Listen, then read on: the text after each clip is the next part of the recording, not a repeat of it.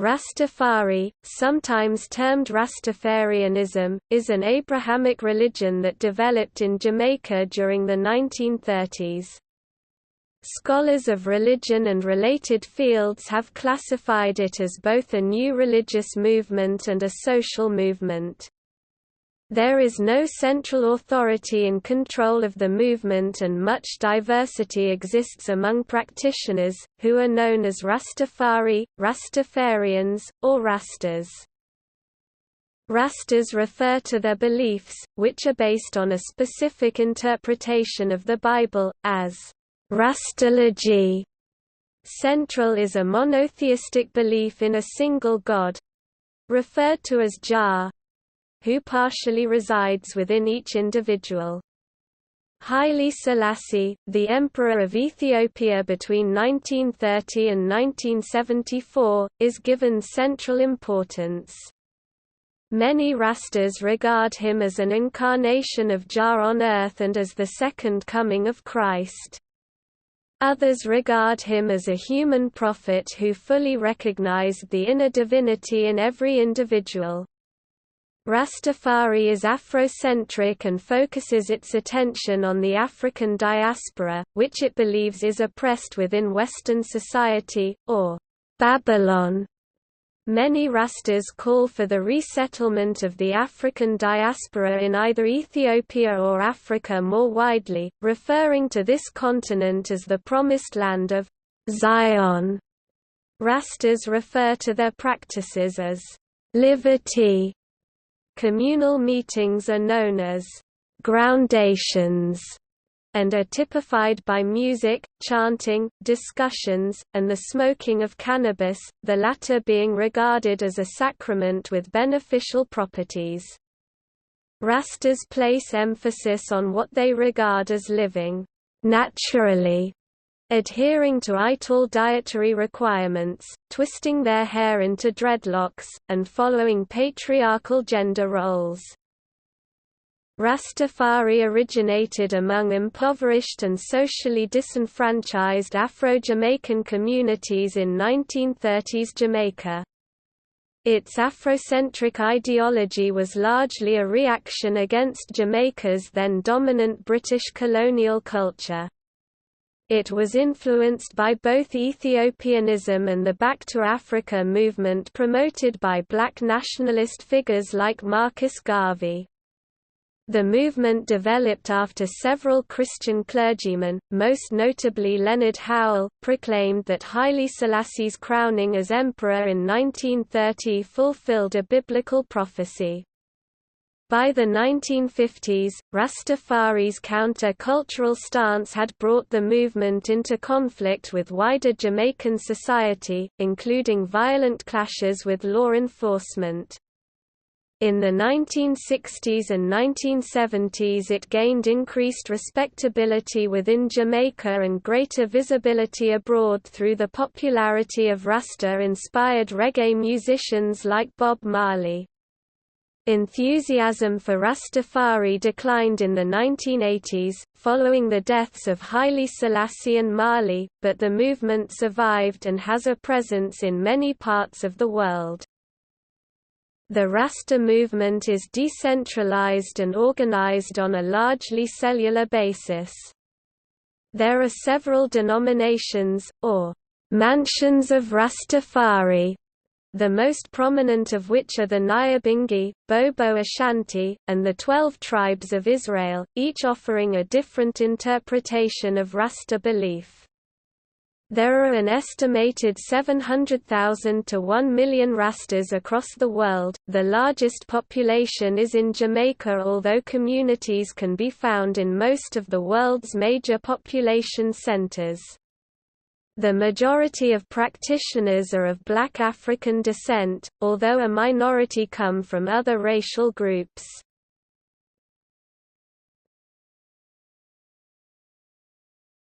Topic: Definition. Scholars of religion have categorized Rastafari as a new religious movement, a new social movement, or as a social movement. The scholar of religion Leonard E. Barrett referred to it as a sect, and the sociologist Ernest Cashmore as a cult, while scholar of religion Ennis B. Edmonds argued that it could best be understood as a revitalization movement. Although Rastafari focuses on Africa as a source of identity, the scholar of religion Mabula Sumahoro noted that it was not an authentic African religion but an example of creolization, a product of the unique social environment that existed in the Americas. Edmonds also suggested that Rastafari was emerging as a world religion, not because of the number of adherents that it had, but because of its global spread. Many Rastas themselves, however, do not regard it as a religion, instead referring to it as a way of life. In 1989, a British industrial tribunal concluded that, for the purposes of the Race Relations Act 1976, Rastafarians could be considered an ethnic group because they have a long, shared heritage which distinguished themselves from other groups, their own cultural traditions, a common language, and a common religion. The term, Rastafari, derives from the pre-regnal title of Haile Selassie. The term, Ras, means a duke or prince, while Tafari Makanan was his name. It is unknown why the early Rastas adopted this form of Haile Selassie's name as the basis of their religion's name. Many commentators, including some academic sources, refer to the movement as Rastafarianism. This term has also been used by some practitioners. However, Rastafarianism is considered offensive by most Rastafari, who, being critical of ISMS or Ians, which they see as a typical part of Babylon culture, dislike being labeled as an ism or Ian themselves. Cashmore urged fellow academics not to use this term, which he described as insensitive. Rastafari is a decentralized and heterogeneous movement. It is thus difficult to make broad generalizations about the movement without obscuring the complexities within it.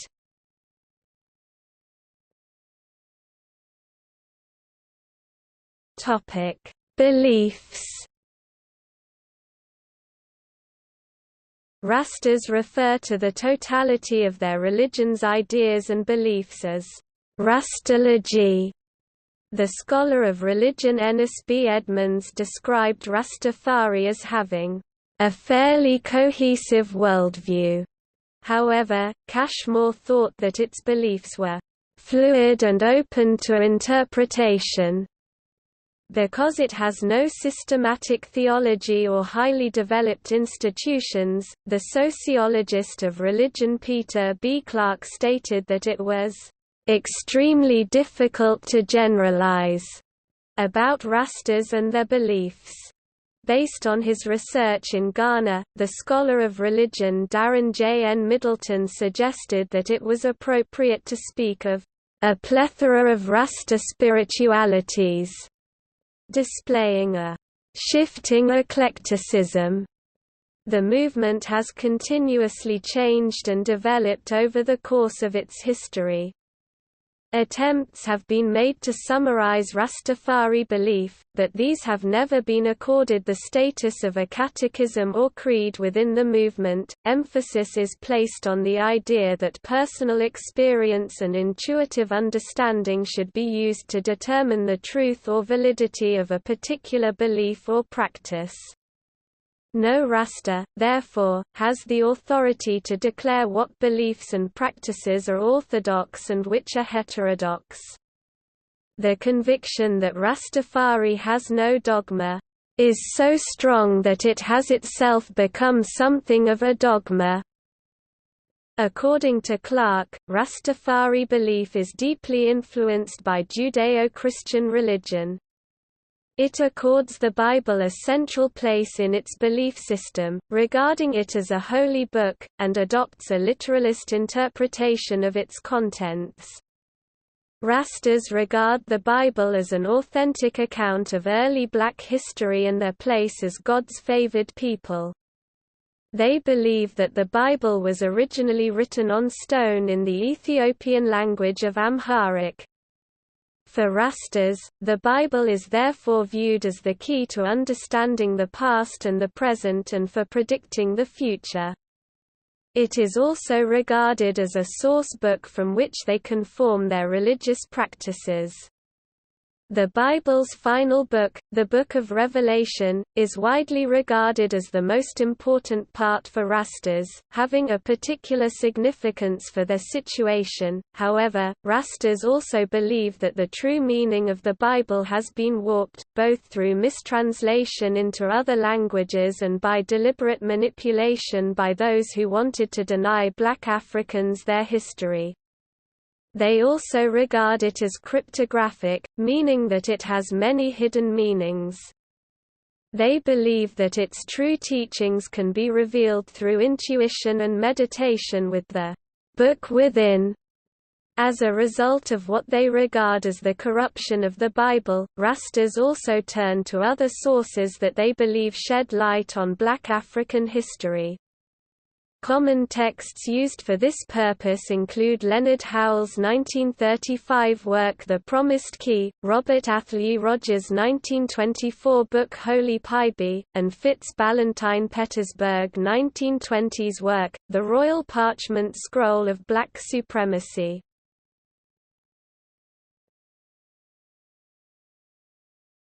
Jah Rastafari and Jesus of Nazareth. Rastafari are monotheists, worshipping a singular God whom they call Jah. Rastas view Jah in the form of the Holy Trinity, Father, Son, and the Holy Spirit. The term, Jah, is a shortened version of Jehovah, the name of God in English translations of the Old Testament, as well as regarding Jah as a deity. Rastas also believe that Jah is inherent within each human individual. This belief is reflected in the aphorism, often cited by Rastas, that, "God is man and man is God." Due to the view that God exists within everyone, Rastas believe that all members of the religion are intrinsically connected, and thereby regard statements like, "you and I," as being insignificant. As a result, Rastas speak of knowing Jah, rather than simply believing in him. In seeking to narrow the distance between humanity and divinity, Rastafari embraces mysticism. In believing that human beings have an inner divinity within themselves, Rastas help to cultivate a bastion against the uncertainty and insecurity that exists within society and societal institutions. Jesus of Nazareth is an important figure in Rastafari.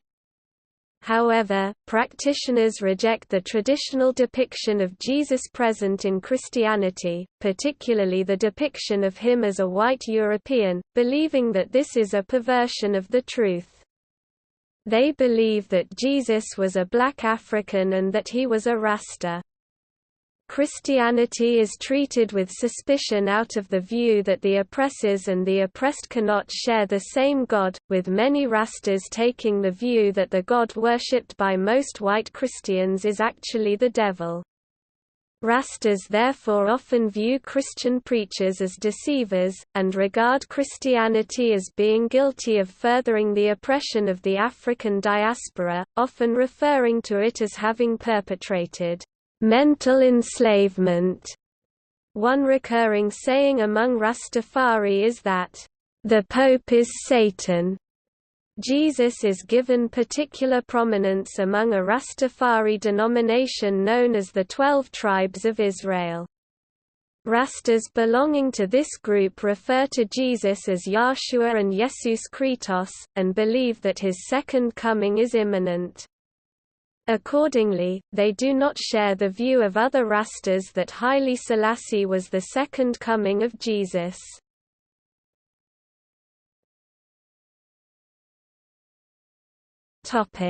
Haile Selassie. From Rastafari's origins, the religion was intrinsically linked with Haile Selassie of Ethiopia, who ruled as Emperor of Ethiopia from 1930 to 1974. He remains the central symbolic figure in Rastafari ideology, and although all Rastas hold him in esteem, precise interpretations of his identity differ. The Makonnen dynasty, of which Haile Selassie was a member, claimed descent from the biblical figures Solomon and the Queen of Sheba, a belief that many Rastas share. However, historians agree that this alleged Solomonic lineage was broken multiple times in history, and probably a 13th-century invented tradition to justify Yekuno Amlak's new reign. Understandings of how Haile Selassie relates to Jesus differ among Rastas. Many, although not all, view the Ethiopian king as second coming of Jesus. In this, Haile Selassie is also believed to be the Messiah predicted in the biblical Old Testament, and as the manifestation of God in human form, and therefore, the living God. Some perceive him as part of a trinity, alongside God as Creator and the Holy Spirit, which is sometimes referred to among Rastas as the breath within the temple. Among those Rastas claiming a link between the two figures, some point to the belief that both Jesus and Haile Selassie were descendants from the royal line of David. Rastas also cite their interpretation of chapter 19 in the Book of Revelation. Other Rastas see Selassie as embodying Jesus's teachings and essence but not being the reincarnated Jesus himself. From this perspective, Haile Selassie is perceived as a messenger or emissary of God rather than a manifestation of God himself. This attitude may be more pervasive among Rastas living in Africa itself, who are more familiar with the realities of the continent's political problems. Rastas holding to this view sometimes regard the deification of Haile Selassie as naive or ignorant. There are various Rastas who went from believing that Haile Selassie was both God incarnate and the second coming of Jesus to seeing him as something distinct. On being crowned, Haile Selassie was given the title of King of Kings and Lord of Lords, conquering Lion of the tribe of Judah. Rastas use this title for Haile Selassie alongside others, such as Almighty God, Judge and Avenger, King Alpha and Queen Omega, Returned Messiah, Elect of God, and Elect of Himself. Rastas also view Haile Selassie as a symbol of their positive affirmation of Africa as a source of spiritual and cultural heritage. During the 1960s, many Jamaican Rastas professed the belief that Haile Selassie would never die. The 1974 overthrow of Haile Selassie by the military Derg and his subsequent death in 1975 resulted in a crisis of faith for many Rastas. Some practitioners left the movement altogether. Others remained, and developed new strategies for dealing with the news. Some Rastas believed that Selassie did not really die and that claims to the contrary were Western misinformation. To bolster their argument, they pointed to the fact that no corpse had been produced. In reality, Haile Selassie's body had been buried beneath a toilet in his palace, remaining undiscovered there until 1992. To support their claim of his continued survival, some Rastas claimed that Selassie was now living under a new name, Abba Kedis or Abba Kedis Kedis Kedis. Another perspective within Rastafari acknowledged that Haile Selassie's body had perished, but claimed that his inner essence survived as a spiritual force. A third response within the Rastafari community was that Selassie's death was inconsequential, as he had only been a personification of Jah rather than Jah himself. During his life, Selassie described himself as a devout Christian. In a 1967 interview, when a Canadian interviewer mentioned the Rastafari belief that he was the reincarnation of Jesus Christ, he responded by saying, "I have heard of this idea. I also met certain Rastafarians. I told them clearly that I am a man, that I am mortal, and that I will be replaced by the oncoming generation, and that they should never make a mistake in assuming or pretending that a human being is emanated from a deity." His grandson Ermias Sala Selassie has said that there is no doubt that Haile Selassie did not encourage the Rastafari movement. For some Rastas, Haile Selassie's denials are taken as evidence was that he was indeed the incarnation of God. However, critics of the religion have insisted that Haile Selassie was merely a human being who never claimed to be God.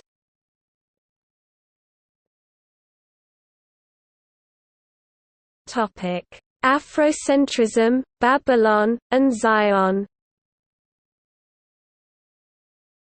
According to Clark, Rastafari is concerned above all else with black consciousness, with rediscovering the identity, personal and racial, of black people. The Rastafari movement began among Afro-Jamaicans who wanted to reject the British imperial culture that dominated Jamaica, while at the same time making a determined effort to create an identity based on a reappropriation of their African heritage. Rastas equate blackness with the African continent and thus endorse a form of Pan-Africanism. Practitioners of Rastafari identify themselves with the ancient Israelites—God's chosen people in the Old Testament—and believe that black Africans or Rastas are either the descendants or reincarnations of this ancient people. Rastafari espouses the view that the true identity of black Africans has been lost and needs to be reclaimed. In reclaiming this identity, Rastas believe, they will help to rid themselves of feelings of inferiority. Rastafari teaches that the black African diaspora are exiles living in Babylon, a term applied to Western society. For Rastas, European colonialism and global capitalism are regarded as manifestations of Babylon, while police and soldiers are viewed as its agents. The term, Babylon, is adopted because of its biblical associations. In the Old Testament, Babylon is the Mesopotamian city which conquered and deported the Israelites from their homeland between 597 and 586 BCE. In the New Testament, Babylon is used as a euphemism for the Roman Empire, which was regarded as acting in a destructive manner akin to the ancient Babylonians. Rastas view Babylon as being responsible for both the Atlantic slave trade, which removed enslaved Africans from their continent, and for the ongoing poverty facing the African diaspora. Rastas turn to scripture to explain the Atlantic slave trade.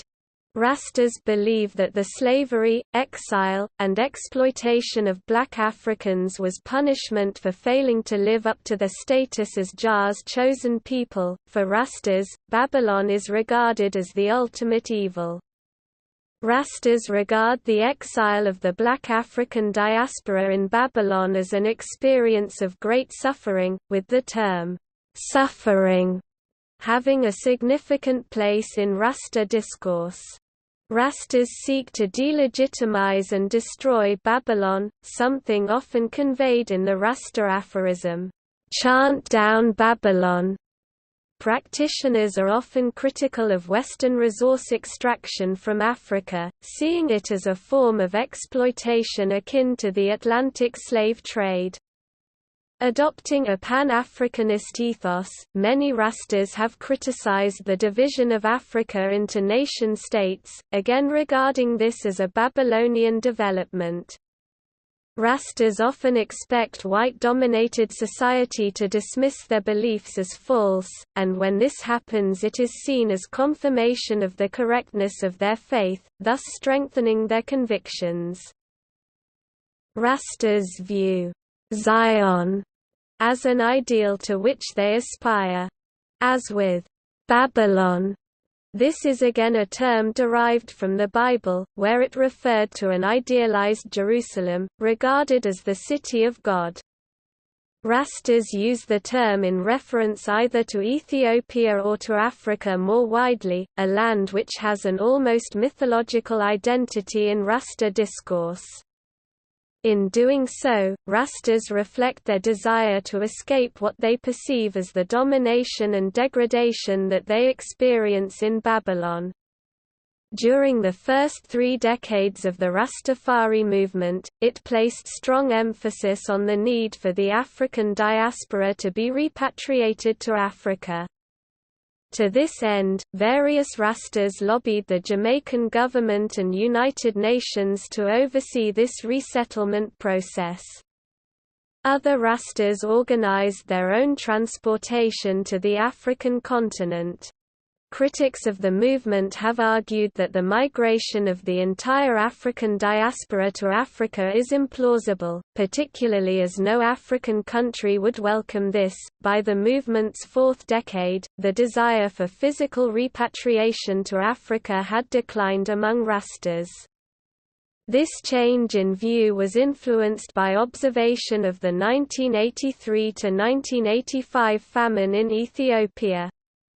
Rather, many Rastas saw the idea of returning to Africa in a metaphorical sense, entailing restoring their pride and self-confidence as people of black African descent. The term, "liberation before repatriation," began to be used within the movement. Some Rastas seek to transform Western society so that they may more comfortably live within it rather than seeking to move to Africa. There are nevertheless many Rastas who continue to emphasize the need for physical resettlement of the African diaspora in Africa. Some Rastas living elsewhere in Africa see no need to migrate to Ethiopia specifically because they believe that all of Africa falls under the biblical understanding of Ethiopia.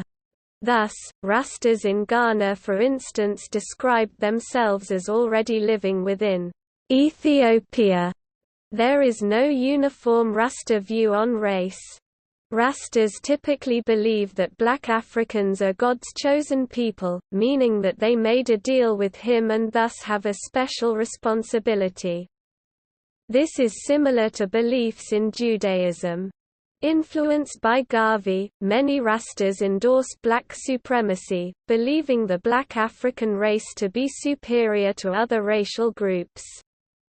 This has opened the religion up to accusations of racism from its critics, including black Jamaicans. Cashmore noted that there was an implicit potential for racism in Rasta beliefs but that racism was not intrinsic to the religion. Some Rastas have acknowledged that there is racism in the movement, primarily against Europeans, Asians, and also against white European Rastas. Some Rasta sects reject the idea that a white European could ever be a legitimate Rasta, while others believe that an African identity is not inherently linked to black skin but rather is about whether an individual displays an African attitude or spirit.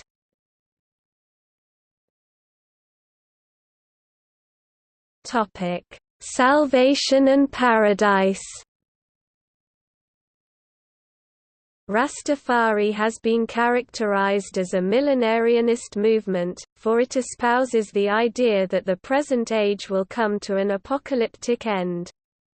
With Babylon destroyed, Rastas believe that humanity will be ushered into a new age. In the 1980s, Rastas believed that this would happen around the year 2000. In this day of judgment, Babylon will be overthrown, and Rastas would be the chosen few who survive. A common view in the Rasta community was that the world's white people would wipe themselves out through nuclear war, with black Africans then ruling the world, something that they argue is prophesied in Daniel 2:31–32. In Rasta belief, the end of this present age would be followed by a millennium of peace, justice, and happiness in Ethiopia. The righteous will live in paradise in Africa. Those who had supported Babylon will be denied access to paradise. The Rasta conception of salvation has similarities with that promoted in Judaism. Rastas do not believe that there is a specific afterlife to which human individuals go following bodily death. They believe in the possibility of eternal life, and that only those who shun righteousness will actually die. One Rasta view is that those who are righteous are believed to go through a process of reincarnation, with an individual's identity remaining throughout each of their incarnations. Barrett observed some Jamaican Rastas who believed that those Rastas who did die had not been faithful to Jah. He suggested that this attitude stemmed from the large numbers of young people that were then members of the movement, and who had thus seen only few Rastas die. In keeping with their views on death, Rastas eschew celebrating physical death and often avoid funerals, also repudiating the practice of ancestor veneration that is common among African traditional religions.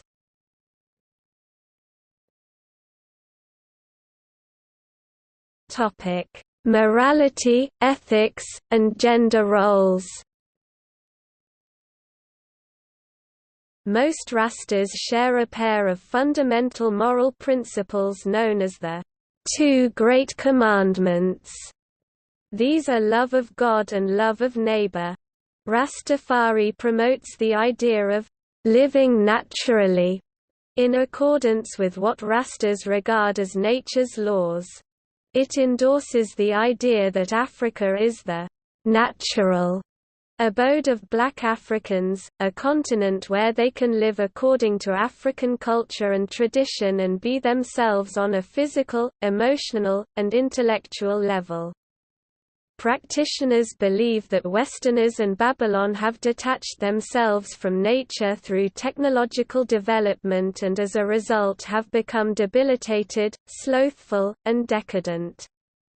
Some Rastas express the view that they should adhere to what they regard as African laws rather than the laws of Babylon, thus defending their involvement in certain acts which may be illegal in the countries that they are living in. Rastafari promotes what it regards as the restoration of black manhood, believing that men in the African diaspora have been emasculated by Babylon. Rastafari espouses patriarchal principles, and promotes the idea that women should submit to male leadership.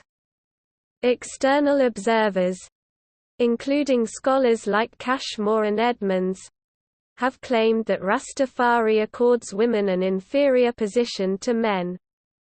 Rastafari women usually accept this subordinate position and regard it as their duty to obey their men. The academic Maureen Rowe suggested that women were willing to join the religion despite its restrictions because they valued the life of structure and discipline it provided. Rasta discourse often presents women as morally weak and susceptible to deception by evil, and claims that they are impure during their period of menstruation. Rastafari mirrored the views on gender which were common in Jamaican society more broadly, however, it has retained its commitment to patriarchy while Jamaican society has moved toward greater gender equity.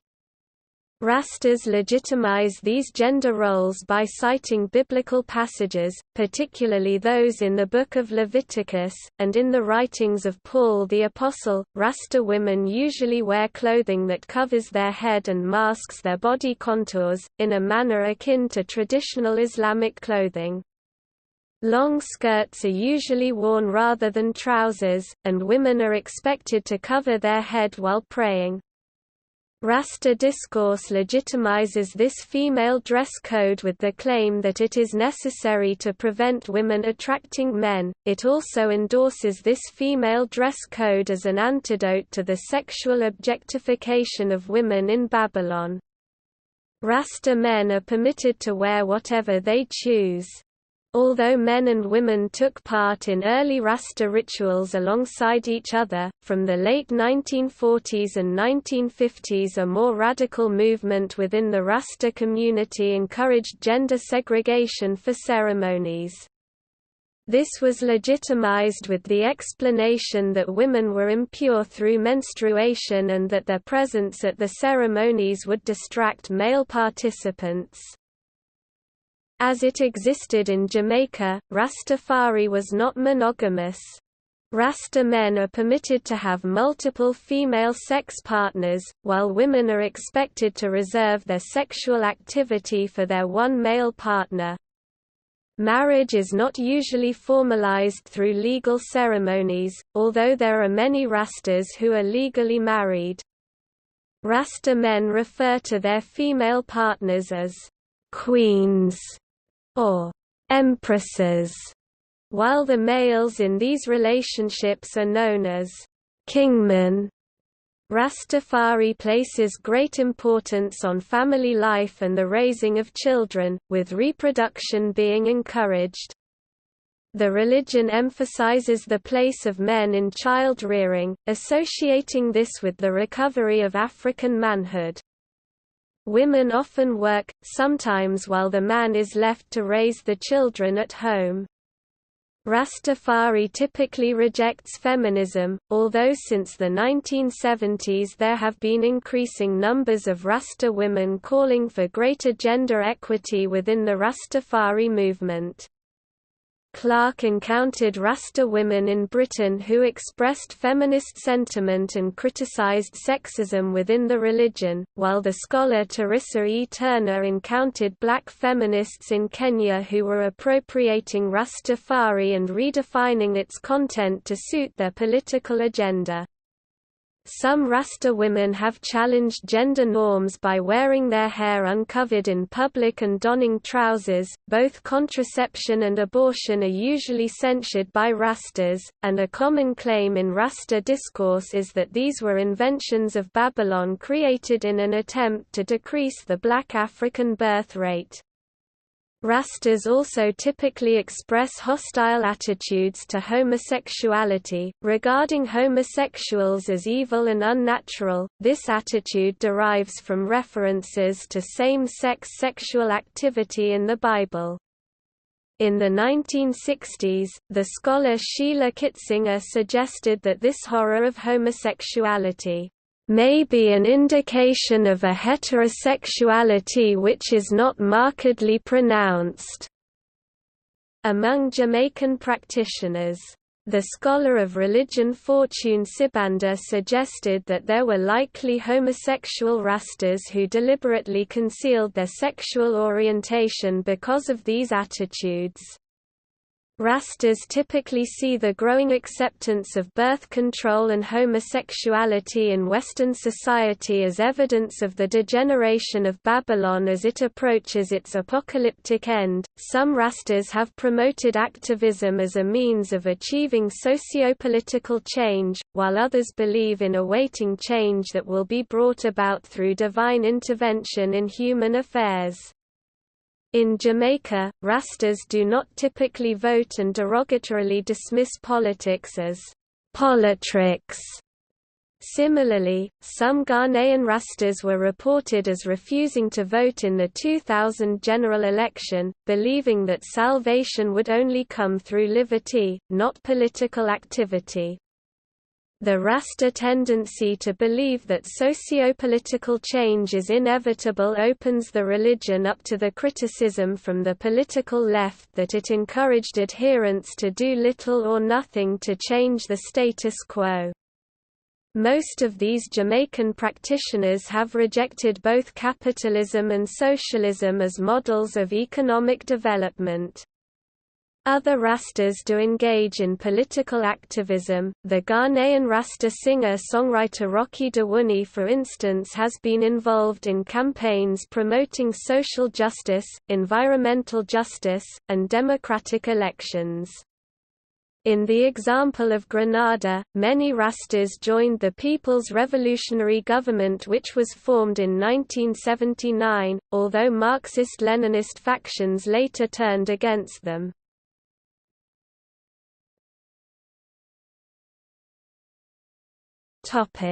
Practices. The cultural and religious practices of Rastafari are referred to as liberty by Rastas. Rastafari has no professional priesthood, with Rastas believing that there is no need for a priest to act as mediator between the worshipper and divinity. There are individuals who are regarded as elders within the community. This is an honorific title bestowed upon those who have attained a good reputation among Rastas because of their exemplary conduct. Although respected figures, they do not necessarily have any administrative functions or responsibilities among Rastafari. Elders are often in communication with each other through a network.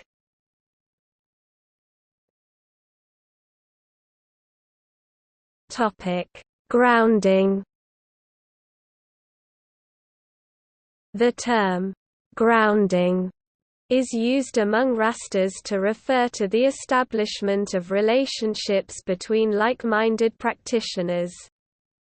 Groundings often take place in a commune or yard, and are presided over by an elder. The elder is charged with keeping discipline in the group, and can ban those who contravene the rules that they set forth. The number of participants can range from a handful to several hundred. Activities that take place at groundings include the playing of drums, chanting, the singing of hymns, and the recitation of poetry. Ganja, or cannabis, is often smoked. Most groundings contain only men, with women being excluded. Some Rasta women have established their own, all-female grounding circles. One of the central activities that takes place at groundings is reasoning. This is a discussion among assembled Rastas about the religion's principles and their relevance to current events. These discussions are supposed to be non-combative, although attendees can point out the fallacies in any arguments that are presented. Those assembled inform each other about the revelations that they have received through meditation and dream. Each contributor is supposed to push the boundaries of understanding until the entire group has gained greater insight into the topic under discussion. Cashmore observed that in England, Rastas arrived and left throughout the reasoning session. In meeting together with like-minded individuals, reasoning helps Rastas to reassure one another of the correctness of their beliefs. Rastafari meetings are opened and closed with prayers. Barrett suggested that the most common example had all the structure of a classical ritual prayer. This prayer involves supplication of God, the supplication for the hungry, sick, and infants, calls for the destruction of the Rastas' enemies, and then closes with statements of adoration. The largest groundings were known as groundations or grounations in the 1950s, although were subsequently re-termed Nyabingi assemblies. The term Nyabingi is adopted from the name of a mythical African queen. Several dates are often selected for Nyabingi assemblies, particularly those associated with Ethiopia and Haile Selassie. These include Ethiopian Christmas, the 7th of January, the day on which Haile Selassie visited Jamaica, the 21st of April, Selassie's birthday, the 23rd of July, Ethiopian New Year, the 11th of September, Selassie's coronation day, the 2nd of November. Some Rastas also organize Nyabingi assemblies to mark Jamaica's Emancipation Day, the 1st of August, and Marcus Garvey's birthday, the 17th of August. Nyabingi assemblies typically take place in rural areas, being situated in the open air or in temporary structures known as temples or tabernacles, which are specifically constructed for the purpose. Any elder seeking to sponsor a Nyabingi assembly must have approval from other elders to do so, and requires the adequate resources to organize such an event. The assembly usually lasts between 3 and 7 days. During the daytime, those Rastas attending the event engage in food preparation, ganja smoking, and reasoning, while at night they focus on drumming and dancing around bonfires. Nyabingi assemblies often attract Rastas from a wide area, including from different countries. They establish and maintain a sense of solidarity among the Rasta community and cultivate a feeling of collective belonging. They also help to confirm Rastas' convictions in the veracity of Rastafari teaching.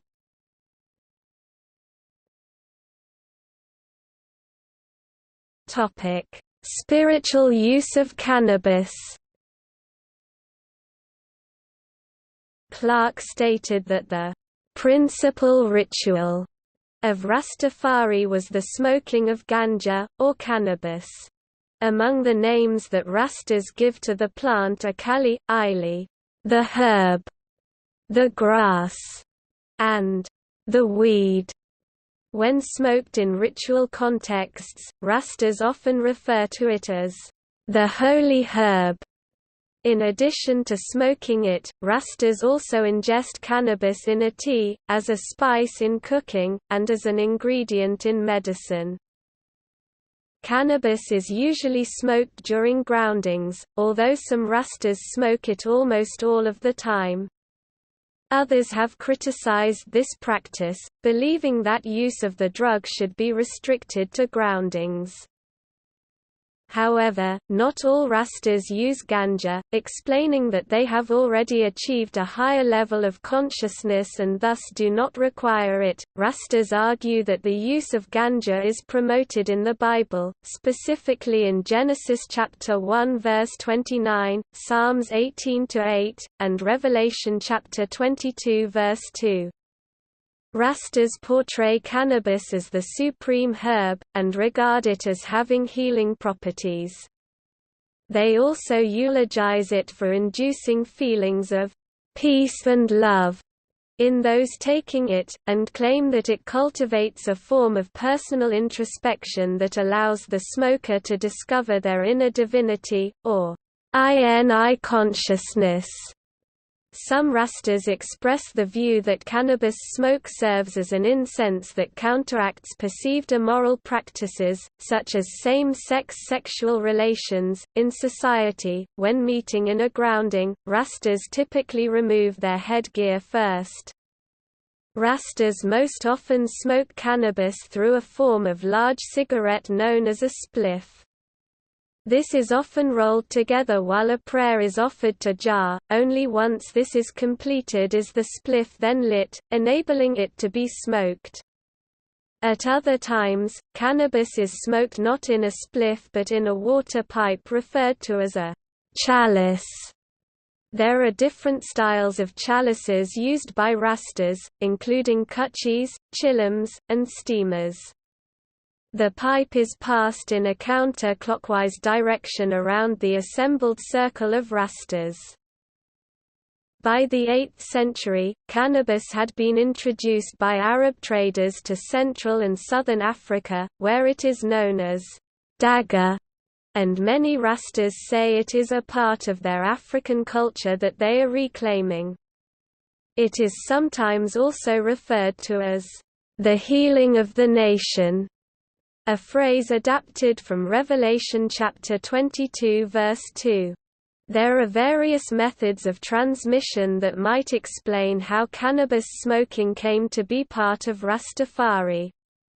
One possible source was the African diasporic religion of Kumina, based on the practices of Bakongo enslaved people and indentured laborers who were brought to Jamaica in the mid-19th century.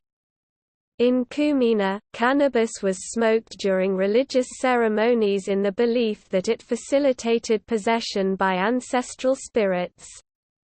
The religion was largely practiced in southeast Jamaica's St. Thomas Parish, where a prominent early Rasta, Leonard Howell, lived during the period he was developing many of Rastafari's beliefs and practices. A second possible source was the use of cannabis in various Hindu rituals. Hindu migrants arrived in Jamaica as indentured servants from British India between 1834 and 1917, and brought the use of cannabis with them. One Jamaican Hindu priest, Lalu, was one of Howell's spiritual advisors, and may have influenced his adoption of ganja. It is also possible that its adoption was also influenced by the widespread medicinal and recreational use of cannabis among Afro-Jamaicans in the early 20th century. Early Rastafarians may have taken an element of Jamaican culture which they associated with their peasant past and the rejection of capitalism and sanctified it by according it biblical correlates. According to many Rastas, the illegality of cannabis in many nations is evidence of persecution of Rastafari. They are not surprised that it is illegal, seeing it as a powerful substance that opens people's minds to the truth, something the Babylon system, they reason, clearly does not want. In smoking an illegal substance, Rastas protest the rules and regulations of Babylon. Rastas have advocated the legalization of cannabis. The Rasta usage of ganja has attracted much popular, scholarly, and legal debate.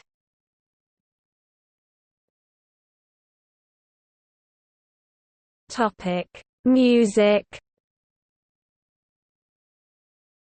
Rastafari music developed at reasoning sessions, where drumming, chanting, and dancing are all present. Rasta music is performed to praise and commune with Jah. In performing it, Rastas also reaffirm their rejection of Babylon. Rastas believe that their music has healing properties, with the ability to cure colds, fevers, and headaches. Many of these songs are sung to the tune of older Christian hymns, but others are original Rasta creations. The bass line of Rasta music is provided by the akete, a 3-drum set, which is accompanied by percussion instruments like rattles and tambourines. A syncopated rhythm is then provided by the funde drum. In addition, a pita drum improvises over the rhythm. The different components of the music are regarded as displaying different symbolism. The bassline symbolizes blows against Babylon, while the lighter beats denote hope for the future. As Rastafari developed, popular music became its chief communicative medium. During the 1950s, ska was a popular musical style in Jamaica, and although its protests against social and political conditions were mild, it gave early expression to the Rastafarians' social and political ideology. Particularly prominent in the connection between Rastafari and ska were the musicians Count Ossie and Don Drummond. Ossie was a drummer who believed that black people needed to develop their own style of music. He was heavily influenced by Kumina and Buru, two drumming styles developed by African Jamaicans. Ossie subsequently popularized this new Rastafari ritual music by playing at various groundings and groundations around Jamaica, with songs like, "Another Moses" and "Babylon Gone", reflecting this Rasta influence. Rasta themes also appeared in Drummond's work, with songs such as "Reincarnation" and "Tribute to Marcus Garvey". Rasta ideas began to feature in the lyrics of Mento songs, such as Lord Leby's "Ethiopia". 1968 saw the development of reggae in Jamaica, a musical style typified by slower, heavier rhythms than ska and the increased use of patois. Although like calypso, reggae was a medium for social commentary, it demonstrated a wider use of radical political and Rasta themes than had previously been present in Jamaican popular music. Reggae artists incorporated Rasta ritual rhythms, and also adopted Rasta chants, language, motifs, and social critiques. Songs like The Wailers' "African Herbsman" and "Kaya" and Peter Tosh's "Legalize It" referenced marijuana use, while tracks like the Melodians' "Rivers of Babylon" and Junior Biles' "Beat Down Babylon" referenced the Rastafarian belief in Babylon. Reggae gained widespread international popularity during the mid-1970s, coming to be viewed as music of the oppressed by black people in many different countries. Its popularity led to the emergence of pseudo-Rastafarians, individuals who adopted the cultural trappings of Rastafari, such as dreadlocks and marijuana use, without sharing the religion's beliefs. Many Rastas grew critical of reggae, believing that it had commercialized their faith. Although reggae contains much Rastafari symbolism, and the two have come to be widely associated, the connection between them is often exaggerated by non-Rastas. Most Rastas do not listen to reggae music. Out of reggae came dub music. Dub artists often employ Rastafari terminology, even when not Rastas themselves.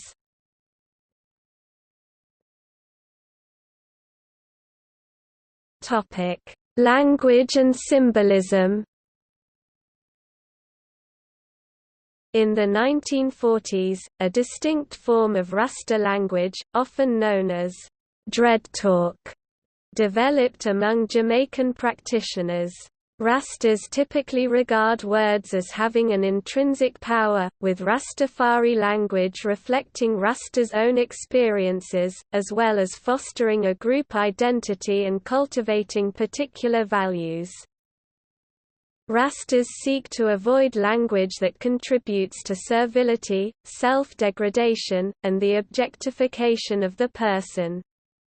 They believe that the English language is a tool of Babylon, and thus by formulating their own language are launching an ideological attack on the integrity of the English language.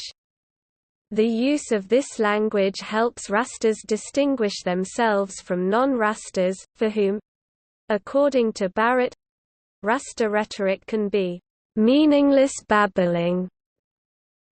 When greeting one another, Rastas often say, "Peace and love." Rastas make wide use of the pronoun, I. The use of this word denotes the Rasta view that the self is divine. It also reminds each Rasta that they are a human being, not a slave, and that they have value, worth, and dignity as a human being. For instance, Rastas use I in place of me, I and I in place of we, I sieve in place of receive, I sire in place of desire, irate in place of create, and I men in place of amen.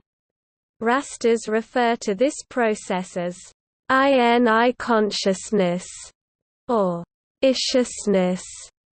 Rastas typically refer to Haile Selassie as Haile Selassie I, thus indicating their belief in his divinity. Rastas also typically believe that the phonetics of a word should be linked to its meaning. For instance, Rastas often use the word downpression in place of oppression, because oppression bears down on people rather than lifting them up, with up being phonetically akin to the op. Similarly, they often favor livicate over dedicate, because dead is phonetically akin to the word dead. Rastafarians often make use of the colors red, black, green, and gold. Red, gold, and green were used in the Ethiopian flag while, prior to the development of Rastafari, Garvey had used red, green, and black as the colors for his United Negro Improvement Association. According to Garvey, the red symbolizes the blood of martyrs, the black symbolizes the skin of Africans, and the green represents the vegetation of the land. Many Rastas endorse these associations to the colors. The color gold is often included alongside Garvey's three colors. It has been adopted from the Jamaican flag, and is often interpreted as symbolizing the minerals and raw materials which constitute Africa's wealth. Rastas often paint these colors onto their buildings, vehicles, kiosks, and other items, or display them on their clothing, helping to demarcate Rastas from non-Rastas and allowing adherents to recognize their co-religionists. As well as being used by Rastas, the color set has also been adopted by Pan-Africanists more broadly, who use it to display their identification with Afrocentricity. For this reason it was adopted on the flags of many post-independence African states. Rastas often accompany the use of these 3 or 4 colors with the image of the Lion of Judah, also adopted from the Ethiopian flag and symbolizing Haile Selassie.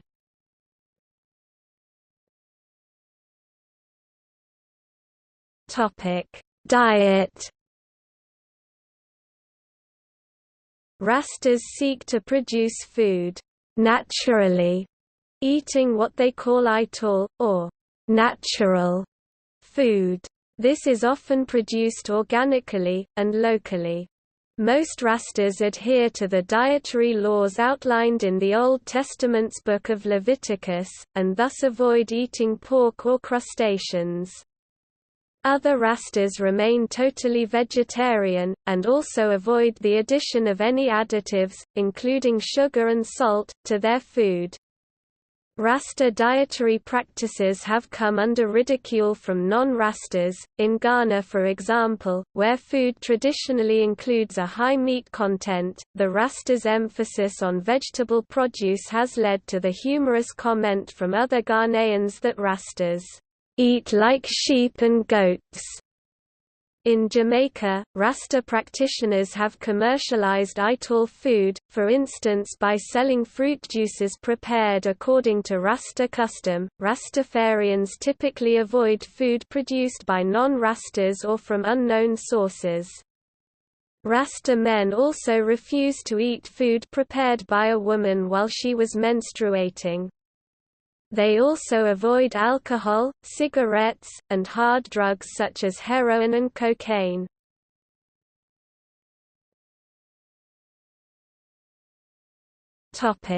Dreadlocks. Through their use of language, dress, dreaded hair, and lifestyle, Rastas seek to draw a clear boundary between themselves and non-Rastas. One of the distinguishing marks of the movement is the formation of hair into dreadlocks. The formation of dreadlocks is biblically inspired, legitimized by reference to the Book of Numbers 6-5-6.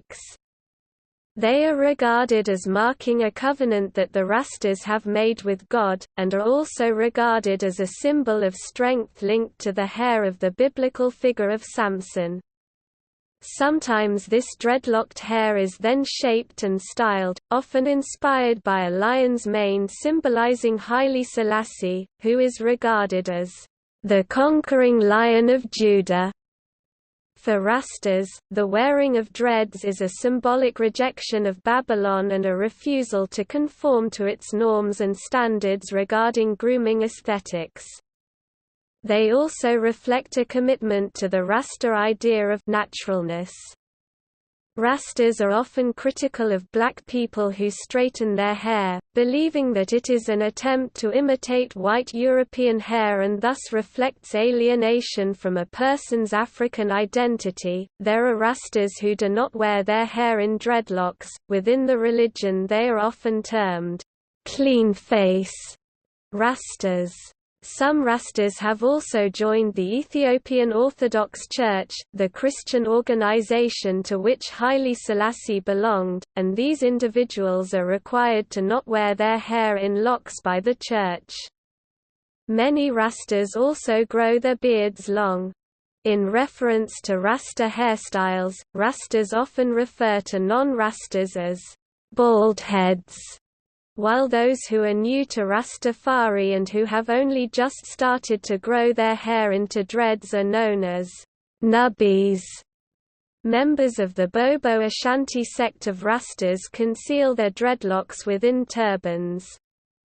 The tam headdress worn by many Rastas is colored green, red, black, and yellow to symbolize allegiance and identification with Ethiopia. From the beginning of the Rastafari movement in the 1930s, adherents typically grew beards and tall hair, perhaps in imitation of Haile Selassie. The wearing of hair as dreadlocks then emerged as a Rasta practice in the 1940s. Within the oral culture of the movement, there are various different claims as to how this practice was adopted. One claim is that it was adopted in imitation of certain African nations, such as the Maasai, Somalis, or Oromo, or that it was inspired by the hairstyles worn by some of those involved in the anti-colonialist Mau Mau uprising in Kenya. An alternative explanation is that it was inspired by the hairstyles of the Hindu sadhus. It has been suggested, e.g., Campbell 1985, that the first Rasta locks were copied from Kenya in 1953, when images of the independence struggle of the feared Mau Mau insurgents, who grew their dreaded locks while hiding in the mountains, appeared in newsreels and other publications that reached Jamaica. However, a more recent study by Barry Chavan has traced the first hairlocked Rastas to a subgroup first appearing in 1949, known as Youth Black Faith. The wearing of dreadlocks has faced opposition from other sectors of society. In Jamaica during the mid-20th century, teachers and police officers used to cut off the dreads of Rastas. In the United States, several public schools and workplaces have lost lawsuits as the result of banning locks. Safeway is an early example, and the victory of 8 children in a suit against their Lafayette, Louisiana school was a landmark decision in favor of Rastafari rights. More recently, in 2009, a group of Rastafari settled a federal lawsuit with the Grand Central Partnership in New York City, allowing them to wear their locks in neat ponytails, rather than be forced to painfully tuck in their long hair in their uniform caps.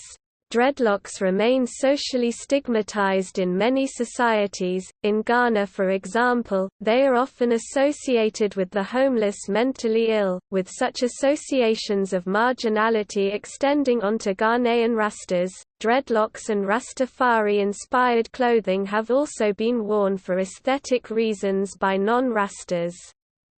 For instance, many reggae musicians who do not adhere to the Rastafari religion wear their hair in dreads.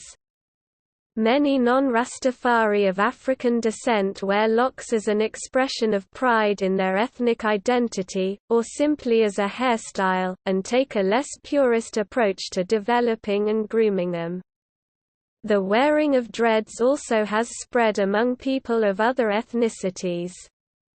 Locks worn for stylish reasons are sometimes referred to as bathroom locks, to distinguish them from the kind that are purely natural. Rastafari purists also sometimes refer to such dreadlocked individuals as wolves, as in, a wolf in sheep's clothing, especially when they are seen as troublemakers who might potentially discredit or infiltrate Rastafari. The wearing of dreadlocks has also contributed to the negative view of Rastafari held by many non-Rastas, who regard it as wild and unattractive.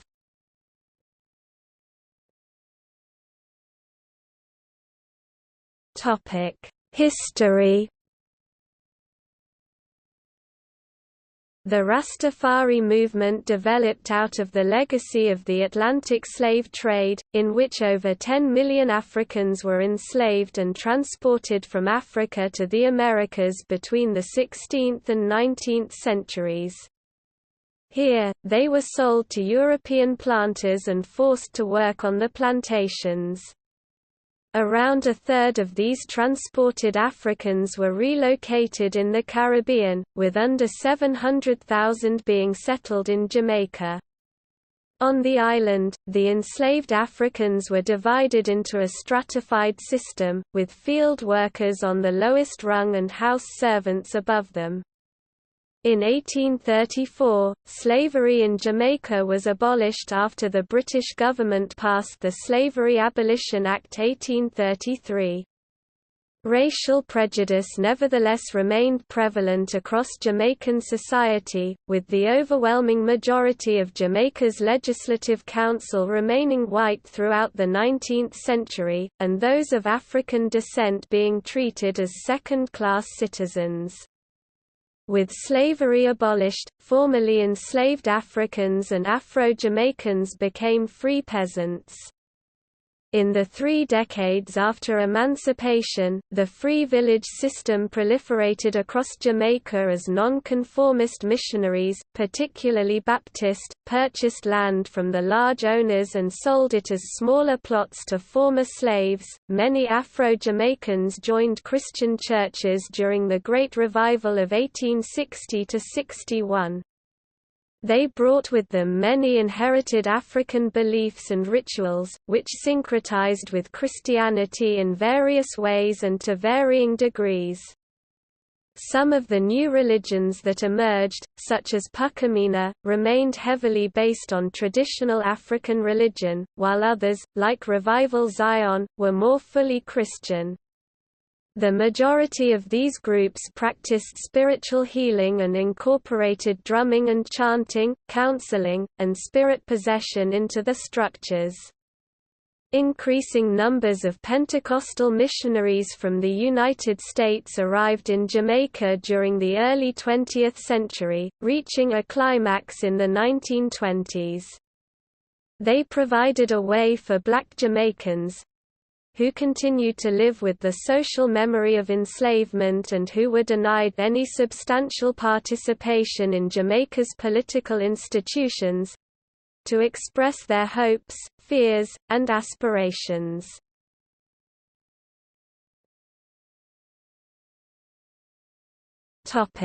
Ethiopianism, Back to Africa, and Marcus Garvey. According to the scholar of religion Ennis B. Edmonds, Rastafari emerged from the convergence of several religious, cultural, and intellectual streams, while fellow scholar Wigmore Francis described it as owing much of its self-understanding to intellectual and conceptual frameworks dating from the 19th and early 20th centuries. Both Ethiopianism and the Back to Africa ethos remain fundamental ingredients of Rastafarian ideology. These two movements predated Rastafari and can be traced back to the 18th century. In the 19th century, there were growing calls for the African diaspora located in Western Europe and the Americas to be resettled in Africa. In that century, many members of the African diaspora were moved to Sierra Leone and Liberia. Based in Liberia, the black Christian preacher Edward Wilmot Blyden began promoting African pride and the preservation of African tradition, customs, and institutions. Blyden sought to promote a form of Christianity that was suited to the African context, and believed that black people had to acquire their own historical knowledge about themselves. The idea of the African diaspora's return to Africa was given impetus by the creation of the State of Israel in 1948 as a nation-state for the Jewish diaspora to return to. Also spreading through Africa was Ethiopianism, a movement that accorded special status to the East African nation of Ethiopia because it was mentioned in various biblical passages. For adherents of Ethiopianism, Ethiopia was regarded as a synonym of Africa as a whole. Across the continent, although particularly in South Africa, Christian churches were established that referred to themselves as Ethiopian. These groups were at the forefront of the burgeoning African nationalist movement that sought liberation from European colonial rule. Garvey supported the idea of global racial separatism and rejected the idea that black people of African descent living in the Americas should campaign for their civil rights. Instead, he believed that they should migrate en masse back to Africa. His ideas were opposed by many blacks in the Americas and he experienced hostility from African American civil rights activists like W.E.B. Du Bois. He also faced opposition from the government of Liberia, which did not want millions of unskilled migrants arriving on its shores. As a mass movement, Garveyism declined in the Great Depression of the 1930s. A rumor later spread that in 1916, Garvey had called on his supporters to look to Africa for the crowning of a black king. This quote was never verified. Sumahoro noted that this statement was legendary. Rather, Garvey was critical of Haile Selassie for leaving Ethiopia at the time of the Italian fascist occupation, describing the king as a great coward who rules a country where black men are chained and flogged. Rastafari does not promote all of the views that Garvey espoused, but nevertheless shares many of the same perspectives, with many Rastas regarding Garvey as a prophet. According to Sumahoro, Rastafari emerged from the socio-political ferment inaugurated by Marcus Garvey, while for Cashmore, Garvey was the most important precursor of the Rastafari movement.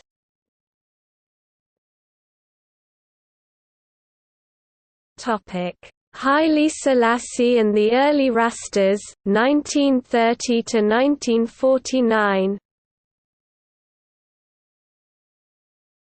Emperor Haile Selassie was crowned Emperor of Ethiopia in 1930.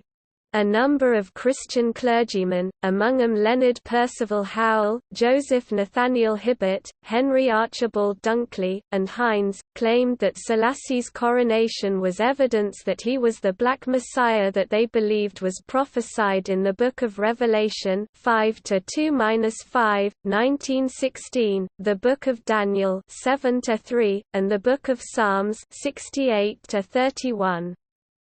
These preachers began promoting this idea within Kingston, and soon the message spread throughout 1930s Jamaica. Clark stated that, "To all intents and purposes this was the beginning" of the Rastafari movement. Over the following years, a number of street preachers, most notably Leonard Howell, Archibald Dunkley, Robert Hines, and Joseph Hibbert, began promoting the idea that Haile Selassie was the returned Jesus. Howell has been described as the first Rasta and the leading figure in the early Rastafari movement. Howell preached that black Africans were superior to white Europeans and that Afro-Jamaicans should owe their allegiance to Haile Selassie rather than to George V, King of Great Britain and Ireland. The island's British authorities arrested him and charged him with sedition, resulting in a 2-year imprisonment. Following his release, Howell established the Ethiopian Salvation Society and in 1939 created a Rasta community known as Pinnacle, in St. Catherine. The community attracted between 500 and 2,000 people, who were largely self-sufficient. Police feared that Howell was training his followers for an armed rebellion and were angered that it was producing marijuana for sale among the wider community. They raided the community on several occasions and Howell was imprisoned for a further 2 years. On his release he returned to Pinnacle, but the police continued with their raids and shut down the community in 1954. Howell himself was committed to a mental hospital. In 1936, Italy invaded and occupied Ethiopia, with Haile Selassie going into exile. The event brought international condemnation and growing sympathy for the Ethiopian cause. In 1937, Selassie then created the Ethiopian World Federation, which established a branch in Jamaica in 1938. In 1941, the Italians were driven out of Ethiopia and Selassie returned. For many Rastas, this event was interpreted as the fulfillment of an event described in the Book of Revelation 19:11–19.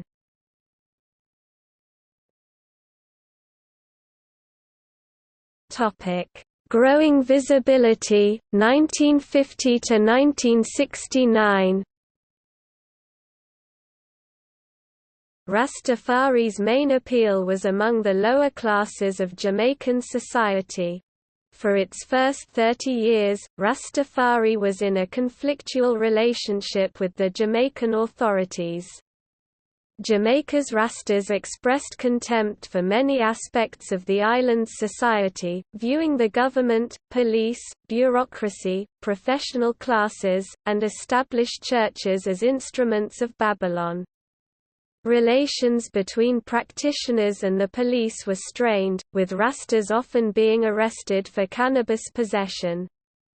During the 1950s the movement grew rapidly in Jamaica itself and also spread to other Caribbean islands, the United States, and the United Kingdom. In the 1940s and 1950s, a more militant brand of Rastafari emerged. The vanguard of this was the House of Youth Black Faith, a group whose members were largely based in West Kingston. Backlash against the Rastas grew after a practitioner of the religion allegedly killed a woman in 1957. In March 1958, the first Rastafarian Universal Convention was held in Back O' Wall, Kingston. Following the event, militant Rastas unsuccessfully tried to capture the city in the name of Haile Selassie. Later that year they tried again in Spanish Town. The increasing militancy of some Rastas resulted in growing alarm about the religion in Jamaica. According to Cashmore, the Rastas became folk devils in Jamaican society. In 1959, the self-declared prophet and founder of the African Reformed Church, Claudius Henry, sold thousands of black Jamaicans, including many Rastas, tickets for a ship that he claimed would take them to Africa. The ship never arrived and Henry was charged with fraud. In 1960 he was sentenced to 6 years imprisonment for conspiring to overthrow the government. Henry's son was accused of being part of a paramilitary cell and executed, confirming public fears about Rasta violence. Clamping down on the Rasta movement, in 1964 the island's government implemented tougher laws surrounding marijuana use. At the invite of Jamaica's government, Haile Selassie visited the island for the first time in August 1966, with crowds of Rastas assembling to meet him at the airport. The event was the high point for many of the religion's members. Over the course of the 1960s, Jamaica's Rasta community underwent a process of routinization, with the late 1960s witnessing the launch of the first official Rastafarian newspaper, the Rastafarian Movement Association's Rasta Voice. The decade also saw Rastafari develop in increasingly complex ways. During that decade, some Rastas began to reinterpret the idea that salvation required a physical return to Africa, instead interpreting salvation as coming through a process of mental decolonization that embraced African approaches to life, whereas its membership had previously come predominantly from poorer sectors of Jamaican society. In the 1960s, Rastafari began to attract support from more privileged groups like students and professional musicians. The foremost group emphasizing this approach were the 12 Tribes of Israel, whose members came to be known as Uptown Rastas. Among those attracted to Rastafari in this decade were middle-class intellectuals like Liaquem Samaj, who called for the religious community to place greater emphasis on scholarly social theory as a method of achieving change. Although some Jamaican Rastas were critical of him, many came under the influence of the Guyanese black nationalist academic Walter Rodney, who lectured to their community in 1968 before publishing his thoughts as the pamphlet Groundings. Like Rodney, many Jamaican Rastas were influenced by the US-based Black Power movement. After Black Power declined following the deaths of Malcolm X, Michael X, and George Jackson, Rastafari filled the vacuum it left for many black youth.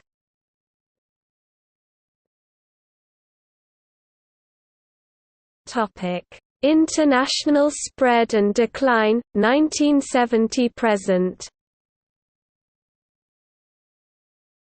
In the mid-1970s, reggae's international popularity exploded. The most successful reggae artist was Bob Marley, who—according to Cashmore, more than any other individual, was responsible for introducing Rastafarian themes, concepts and demands to a truly universal audience.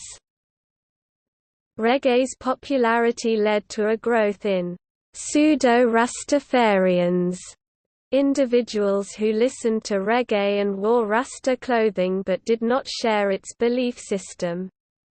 Many Rastas were angered by this, believing it commercialized their religion. Through reggae, Rasta musicians became increasingly important in Jamaica's political life during the 1970s. In his desire to move towards democratic socialism, Jamaican Prime Minister Michael Manley courted and obtained support from Marley and other reggae musicians, helping to bolster his popularity with the electorate. Manley described Rastas as a "beautiful and remarkable people," and carried a cane, the "rod of correction," which he claimed was a gift from Haile Selassie.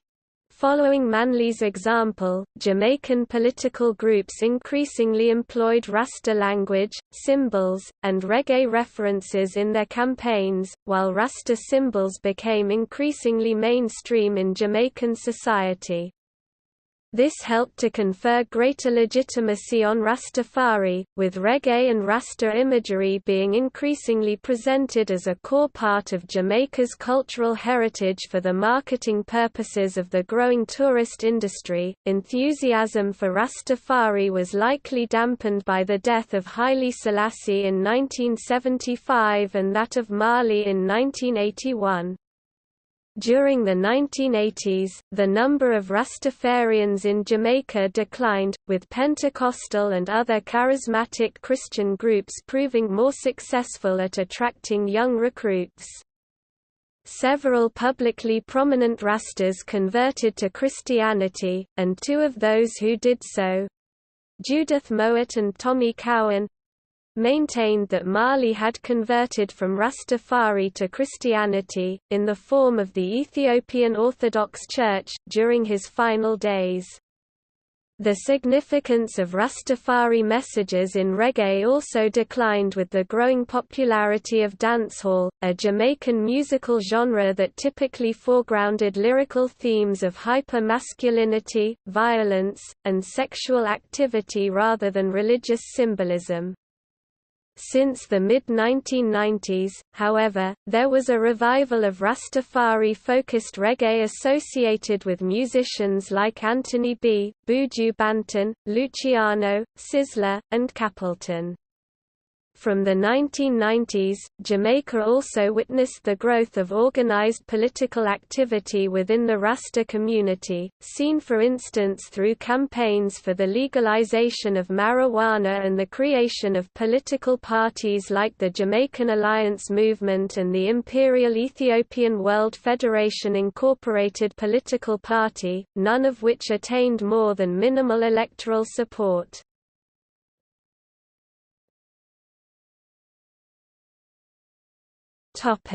Organization. Rastafari is not a homogeneous movement and has no single administrative structure, nor any single leader. Centralized and hierarchical structures are avoided by Rastas because they want to avoid replicating the formal structures of Babylon. Rastas also tend to avoid hierarchic and bureaucratic structures because of the ultra-individualistic ethos that the religion promotes with its ideas about inner divinity. The structure of Rastafari groups is less like those of Christian denominations and is instead akin to the cellular structure of other African diasporic traditions like Haitian Vodou, Cuban Santeria, and Jamaica's Revival Zion. Since the 1970s, there have been attempts to fashion a pan-Rasta unity movement, namely through the establishment of the Rastafari Movement Association, which sought political mobilization. In 1982, the first International Assembly of Rastafari Groups took place in Toronto, Canada. This and subsequent international conferences, assemblies, and workshops have helped to cement global networks and cultivate an international community of Rasta practitioners.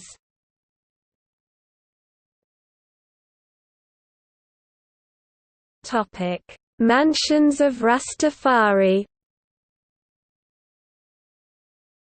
Within Rastafari, there are distinct groups which display particular orientations. There are often referred to as houses or mansions In keeping with a passage from the Gospel of John 14:2, as translated in the King James Bible, Jesus states, "In my Father's house are many mansions." The three most prominent branches are the House of Nyabingi, the Bobo Ashanti, and the 12 Tribes of Israel, although other important groups include the Church of Haile Selassie I, Inc., and the Fulfilled Rastafari.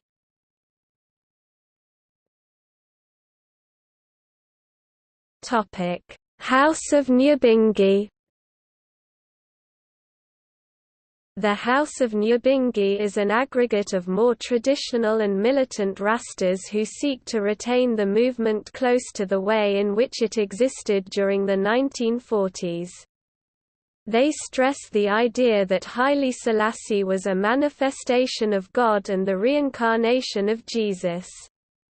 The wearing of dreadlocks is regarded as indispensable, and patriarchal gender roles are strongly emphasized.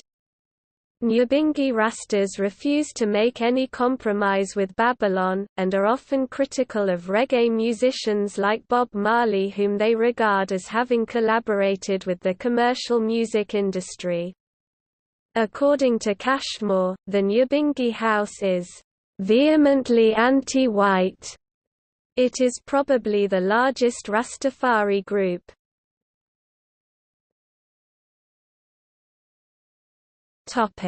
Bobo Ashanti. The Bobo Ashanti sect was founded in Jamaica by Emmanuel Charles Edwards through the establishment of his Ethiopia-Africa Black International Congress in 1958.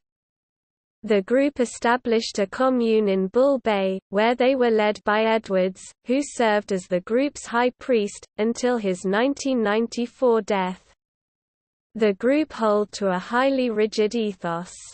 Edwards advocated the idea of a new trinity, with Haile Selassie as the living God, himself as the Christ, and Garvey as the prophet. Male members of the group are divided into two categories, the priests, who conduct religious services, and the prophets, who take place in reasoning sessions. Women are regarded as impure because of menstruation and childbirth, and so are not permitted to cook for men. The group teaches that black Africans are God's chosen people and thus are superior to white Europeans.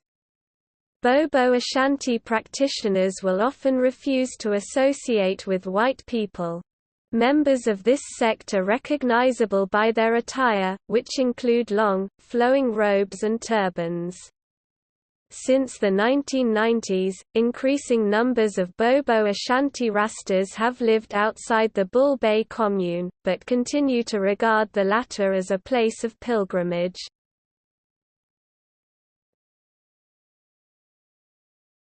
Topic: 12 Tribes of Israel. The 12 Tribes of Israel sect was founded in 1968 in Kingston by Vernon Carrington. He regarded himself as the reincarnation of the Old Testament prophet Gad, one of Jacob's 12 sons, and his followers thus refer to him as Prophet Gad, Brother Gad, or Gadman. It is commonly regarded as the most liberal form of Rastafari and the closest to Christianity in its beliefs. Barrett stated that there was only a thin line dividing the sect from true Christianity. Practitioners are often dubbed Christian Rastas because they believe Jesus is the Messiah and only Savior. Haile Selassie is accorded importance, but is not viewed as the second coming of Jesus. The group divides its members into 12 groups according to which month in the Hebrew calendar they were born. Each month is associated with a particular color, body part, and mental function. Maintaining dreadlocks and an ital diet are considered commendable but not essential, while adherents are called upon to read a chapter of the Bible each day. Some Rastas regarded the 12 Tribes as a heretical group for its views. The 12 Tribes peaked in popularity during the 1970s, when it attracted artists, musicians, and many middle-class followers, resulting in the term, middle-class Rastas, and uptown Rastas, being applied to members of the group. Marley was one such of these musicians belonging to the 12 Tribes. Carrington died in 2005, since which time the 12 Tribes of Israel have been led by an executive council. As of 2010, it was recorded as being the largest of the centralized Rasta groups.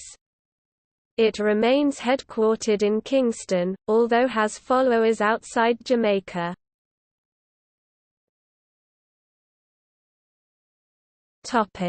Church of Haile Selassie.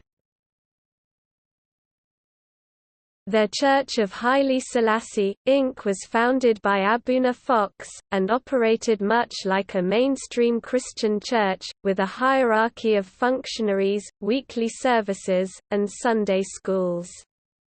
In New York, the group have established prison chaplains.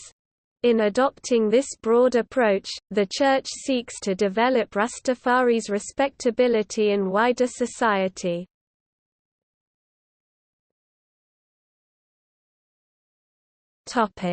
Fulfilled Rastafari.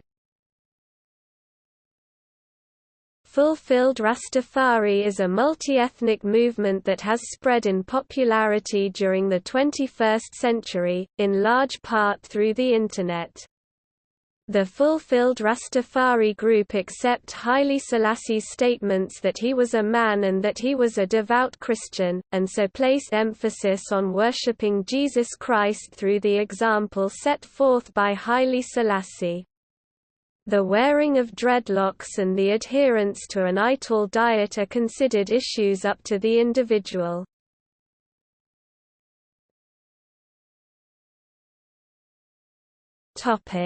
Demographics. As of 2012, there were an estimated 700,000 to 1 million Rastas worldwide.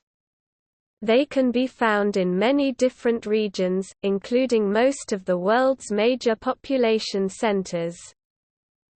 Rastafari's influence on wider society has been more substantial than its numerical size, particularly in fostering a racial, political, and cultural consciousness among the African diaspora, Africans themselves, and other dominated communities across the world. The Rasta message resonates with many people who feel marginalized and alienated by the values and institutions of their society.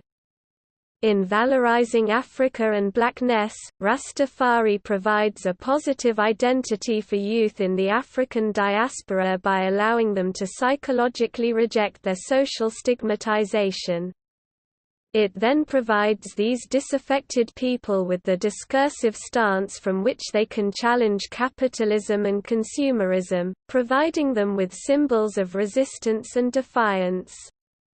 Cashmore expressed the view that, "Whenever there are black people who sense an unjust disparity between their own material conditions and those of the whites who surround them and tend to control major social institutions, the Rasta messages have relevance."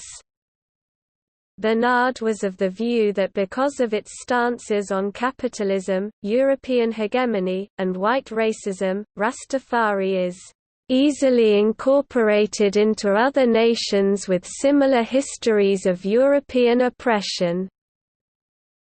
According to sociologist of religion Peter B. Clark, Rastafari helped to provide many people of African descent with a deeper sense of their African identity. Men dominate Rastafari. In the religion's early years, most of its followers were men, and the women who did adhere to it tended to remain in the background. This picture of Rastafari's demographics has been confirmed by ethnographic studies conducted in the late 20th and 21st centuries.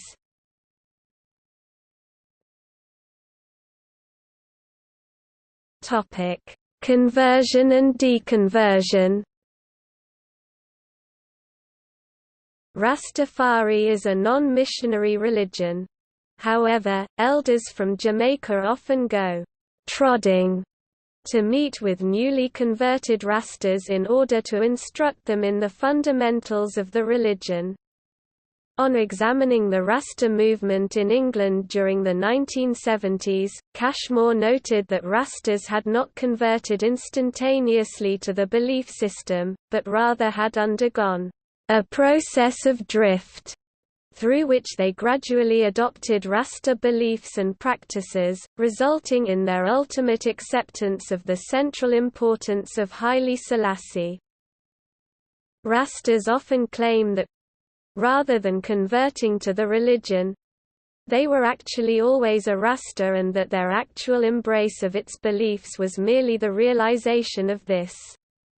There is no formal ritual carried out to mark an individual's entry into the Rastafari movement. They regard themselves as an exclusive and elite community, membership of which is restricted to those who have the insight to recognize the importance of Haile Selassie.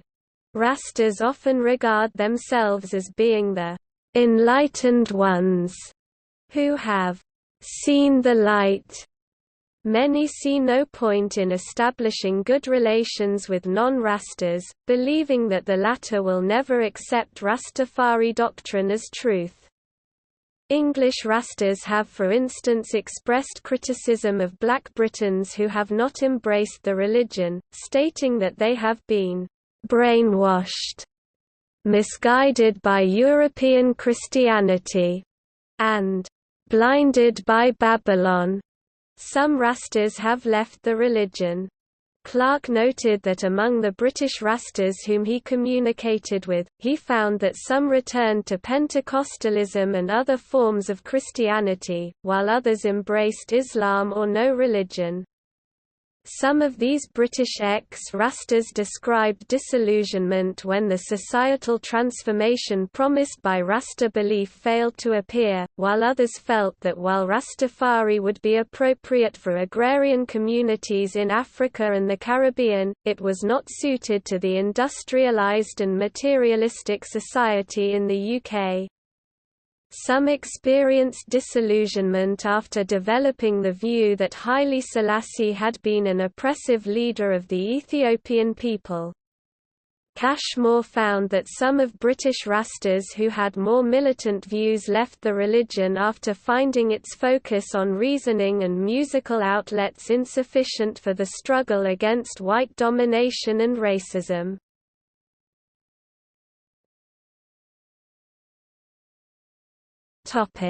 Jamaica and the Caribbean.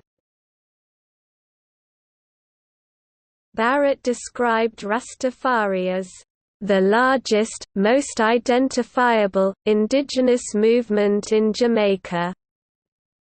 As of the mid-1980s, there were approximately 70,000 members and sympathizers of the Rastafari movement in Jamaica. The majority of these individuals were male, working class, former Christians aged between 18 and 40. Jamaica is often valorized by Rastas as the fountainhead of their faith, and many Rastas living elsewhere travel to the island on pilgrimage in order to drink from the source. In the 2011 Jamaican census, 29,026 individuals identified themselves as Rastafari. Other sources estimated that in the 2000s they formed about 5% of the population of Jamaica. Jamaica's Rasta population were initially entirely from the Afro-Jamaican majority, and although most Jamaican Rastas remain Afro-Jamaican, it has also gained members from the island's Chinese, Indian, Afro-Chinese, Afro-Jewish, mulatto, and white minorities.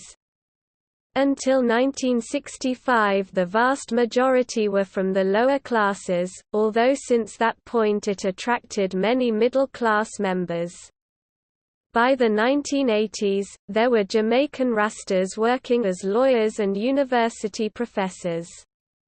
The majority are male. These Rastas are predominantly ex-Christians. During the 1970s, Rastafari ideas were spread through much of the Eastern Caribbean through the growing popularity of reggae.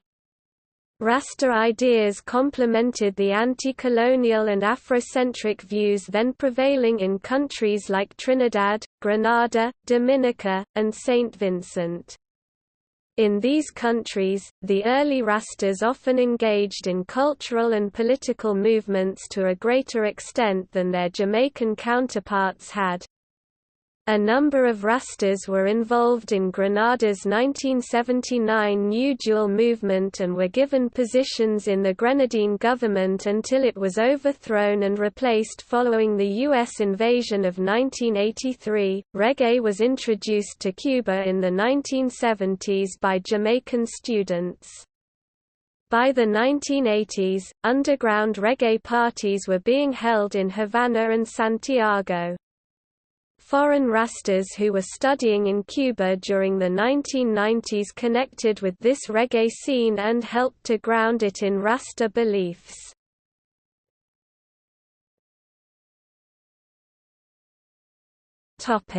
Africa. Since the founding of Rastafari, some practitioners have followed through with their belief in resettlement in Africa.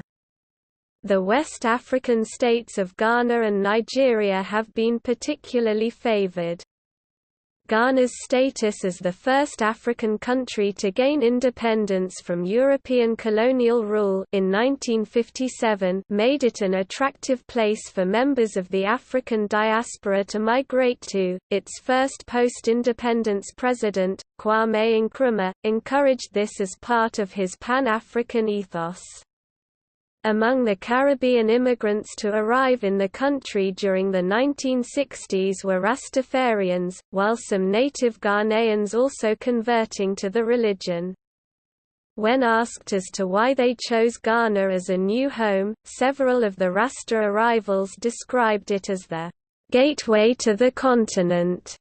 Others cited its political stability and affordability as making it ideal for settlement. For his Pan-African efforts, Nkrumah has come to be regarded as a heroic figure among many Rastas, although other Ghanaians have been critical of what they perceive as excess idolization of the former president. The largest congregation of Ghanaian Rastas has been in southern parts of the country, around Accra, Tema, and the Cape Coast, although Rasta communities also exist in the Muslim-majority area of northern Ghana, especially in the towns of Tamale and Bolgatanga. The Rasta migrants' wearing of dreadlocks was akin to that of the native fetish priests, which may have assisted the presentation of these Rastas as having authentic African roots in Ghanaian society. Non-Ghanaian Rastas living in the country have nevertheless complained of social ostracism, unemployment, and legal prosecution for ganja possession. Ghanaians who were not Rastas often accuse the Rastas of being dropouts, too Western, and not African enough. In the 1960s, a Rasta community established itself in Shashamane, Ethiopia, on land made available for members of the African diaspora by Haile Selassie's Ethiopian World Federation. The community faced many problems. 500 acres were confiscated by the Marxist government of Mengistu Haile Mariam. There were also conflicts with local Ethiopians, who largely regarded the incoming Rastas, and their Ethiopia-born children, as foreigners. The Shashamane community peaked at a population of 2,000, although subsequently declined to around 200. By the early 1990s, a Rasta community was present in Nairobi, Kenya, whose approach to the religion was informed both by reggae and by traditional Kikuyu religion. Several Rastafari orders have also been established in Zimbabwe, all of which send representatives to the Rastafari Association of Zimbabwe. At an African Union Caribbean Diaspora Conference in South Africa in 2005, a statement was released characterizing Rastafari as a force for integration of Africa and the African diaspora.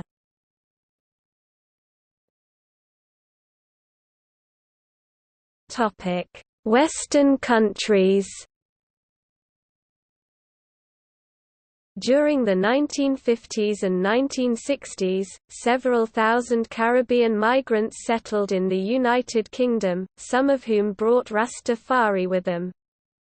In 1955, a short-lived Rasta group was established in Brixton, South London, and by the latter part of the 1950s, a Rasta community had settled in the Notting Hill area of northwest London.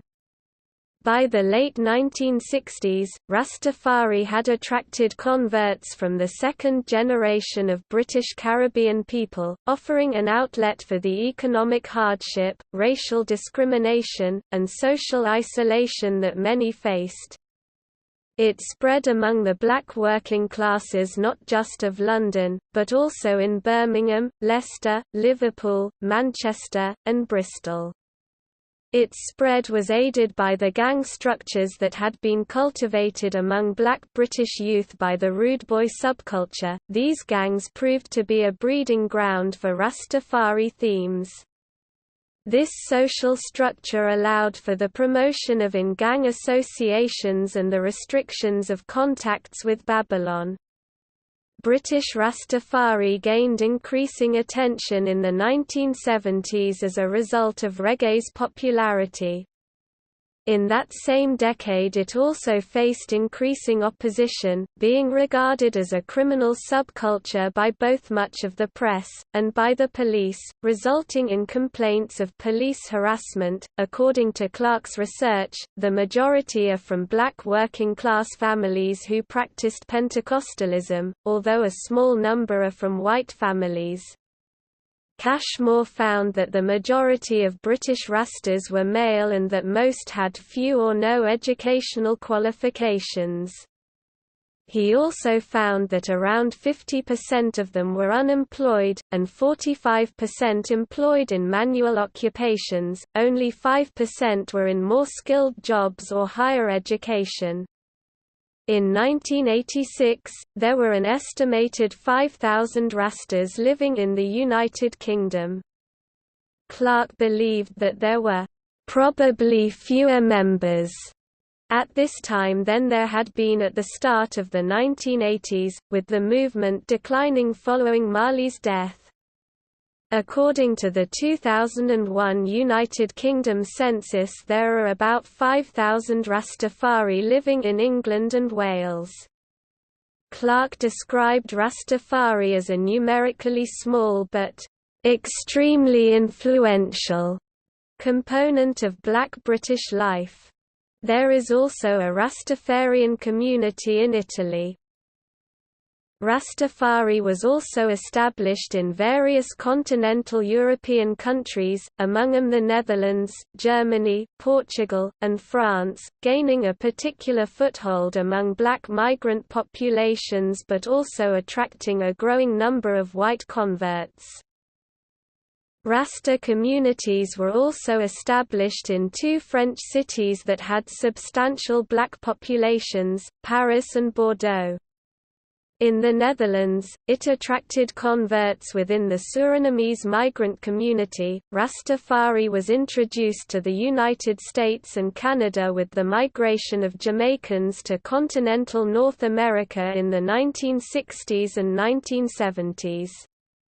As with the case in the UK, American police were often suspicious of Rastas and regarded their religion as a criminal subculture.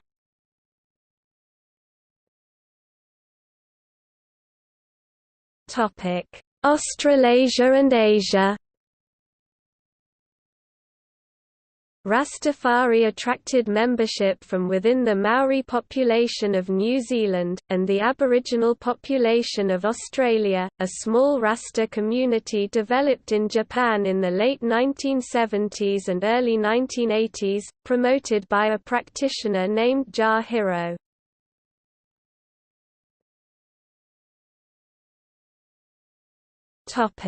See also: Awake Zion, Ethiopian suit, Jamaicans in Ethiopia, List of topics related to Black and African people, Matabaruka, Pastafarianism, Vegetarianism and religion.